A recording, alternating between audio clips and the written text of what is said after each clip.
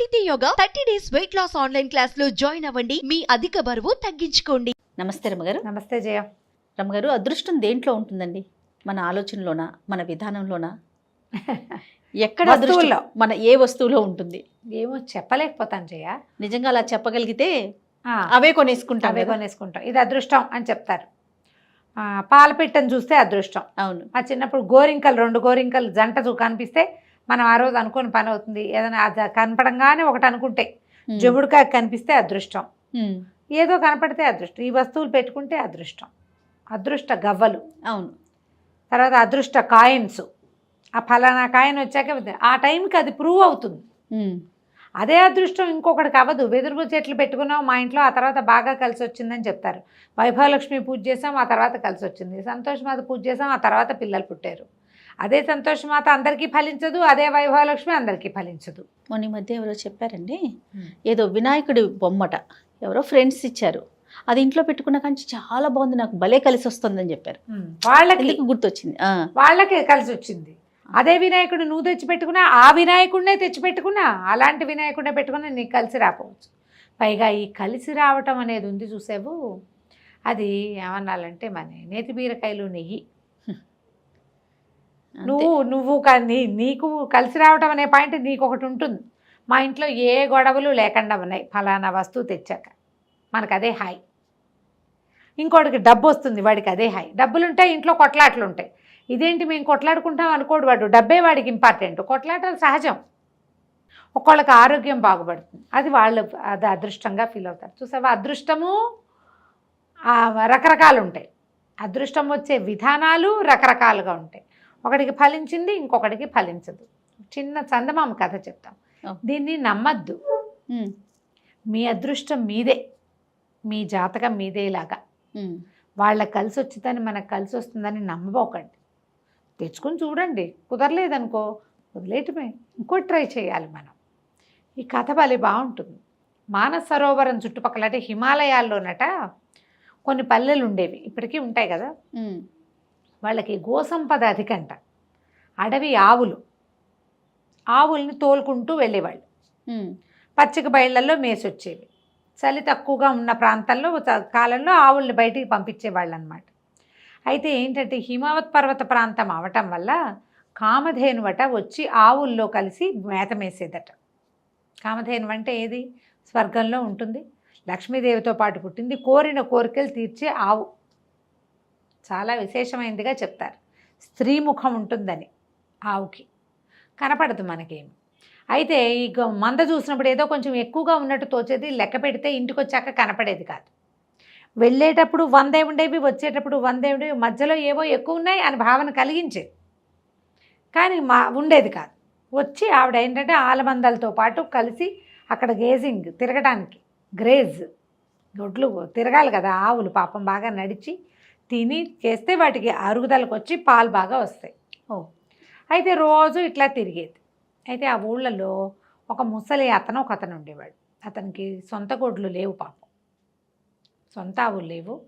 అతనుకున్న ఏకైక ఆస్తి ఒక కావడి బద్ద మాత్రమే. ఆ కావడి బద్దతో అతను ఏం చేసేవాడు, ఈ ఆవుల వెనకాల, వాళ్ళ జీతం ఇస్తారు ఆవుల వెనకాల వెళ్తే, ఆవుల వెనకాల వెళ్ళి ఆ కాస్త జీతం అతనికి సరిపోయేది కాదు, పెద్ద కాపురం. ఆ చితుకులు అవి ఎండుకర్రలు అవి ఏరుకుని కావడికి 2 పక్కల వేసుకుని కావడి మోసుకుంటూ వచ్చేవాడు. చాలా బాగుండేది అతని జీవితం, హాయిగా ఉండేవాడు. మొత్తానికి ఏదో వచ్చేవి, సరిపోయేది.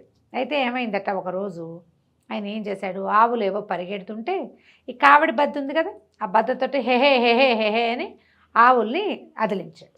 అదిలిస్తే ఆ మందలో ఆ రోజు కామధేను ఉంది. ఓహో, ఈ కామధేను ఒంటి మీద రోమాలు ఉంటాయి కదా, మామూలుగా ఆవులకు ఒంటి మీద సన్నటి నూగు ఉంటుంది కదా, ఆ ధేను ఒంటి మీద ఉన్న రోమాలు ఒక 2-3 ఆ కావడి బద్దలో చిక్కుకున్నాయి. కావడి బద్ద చిన్నగా పగుళ్ళు వేస్తే, కావడి బద్ద అంటే ఏమిటి, వెదురుది కదా, వాస బొంగుని ఇట్లా ఉంచుతారు ఆ మధ్యకి చీల్చి. ఇతను ఏం చేశాడు, ఆ బొంగుతో అదిలిచ్చాడు. తర్వాత సాయంకాలం వచ్చేటప్పుడు చితుకుల్ని పోగు చేసుకున్నాడు. పోగు చేసుకుని భుజం మీద వేసుకుంటే తేలిగ్గా ఉంది, 2 పక్కల చితుకులు ఉన్నాయి.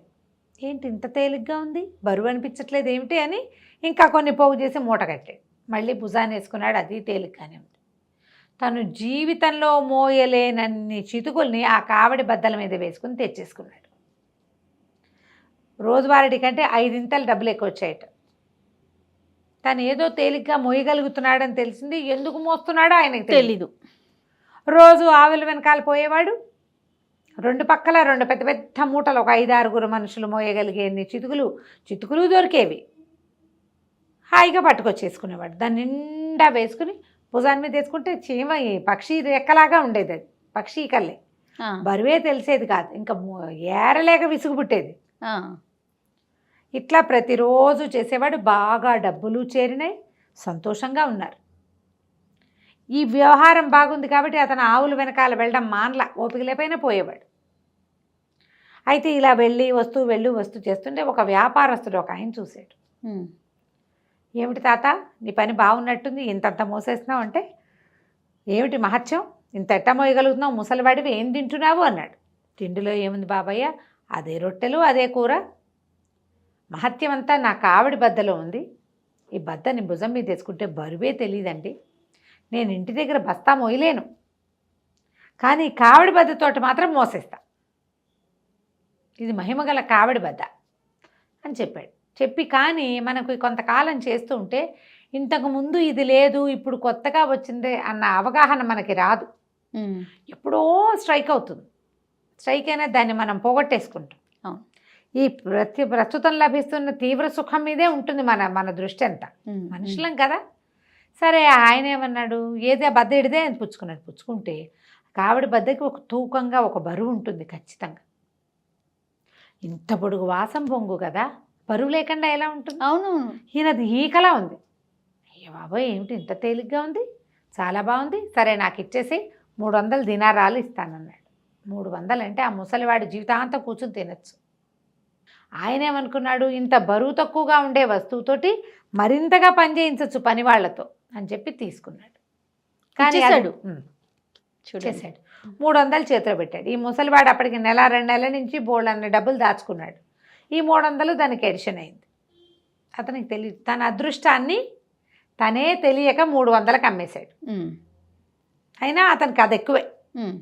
ఇంకా పని చేయక్కర్లేదు, అది పెట్టుకుని తినచ్చు, అదొక ధైర్యం ఉంటుంది, డబ్బు. ఇలా ఆలోచించుకున్నాడు. ఈయన ఏం చేశాడు, వ్యాపారస్తుడు ఆ బద్దని అటు ఇటు తిప్పి పరిశీలించాడు. ఏమిట్రా అని. మధ్యలో కొన్ని చోట్ల పుల్లలు రేగిపోయి ఉన్నాయి. అంటే ఇప్పుడు మా వెదురు బద్దలో కొన్ని చోట్ల లేస్తాయి, మనం ఏదైనా పట్టుకుంటే కసక్కు దిగుతాయి చూడు, సన్న పేళ్ళుగా ఉన్నాయి. ఈయన ఏం చేశాడు, ఇంటికి వెళ్ళేటప్పుడు మధ్యలో ఎక్కడో ఒక వడ్రంగి పడి ఉంటే, అరే దీన్ని సన్నగా చిత్రికి పట్టి ఇవ్వని అది తీసి ఆ చేతిలో పెట్టాడు. ఆయన ఏం చేశాడు, చిత్రికి పట్టేది ఇట్లా రాసేది ఉంటుంది కదా, రాసేసాడు, బాగా గీసి పారేసాడు. గీసేసారు కదా, లేచిపోయిన పేళ్ళన్నీ లేచి వచ్చేసినాయి. వాటితో పాటు కామధేనువు శరీరం నుంచి వచ్చిన రోమాలు కూడా రాలిపోయినాయి.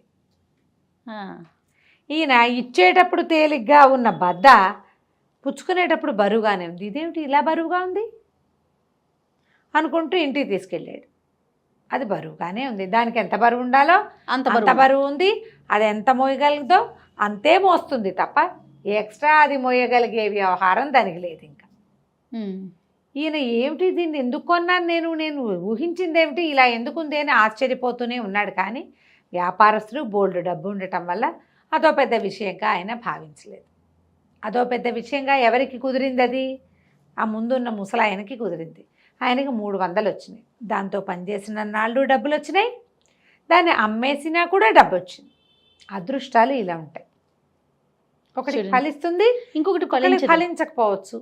అది ఫలించటానికి అక్కడ ఒక కారణం కనపడుతోంది. అసలు ఏ కారణము కనపడకుండా కూడా అదృష్టం వస్తుంది మనకి. అవును, ఇది తెచ్చి పెట్టుకున్నాక నాకు బాగుంది అనిపిస్తుంది. ఓ వినాయకుడి ప్రతిమ, ఓ లక్ష్మీదేవి ఫోటో, లేదా ఒక ఏమంటారు మనీ ప్లాంట్ మొక్క, ఒక కొత్త వెండి వస్తువు, ఒక బంగారు వస్తువు, అది కొన్నాక చాలా వచ్చినాయి. ఇలా అనుకుంటాం కదా. ఖచ్చితంగా ఎవరి అదృష్టం వారి అందే ప్రూవ్ అవుతుంది.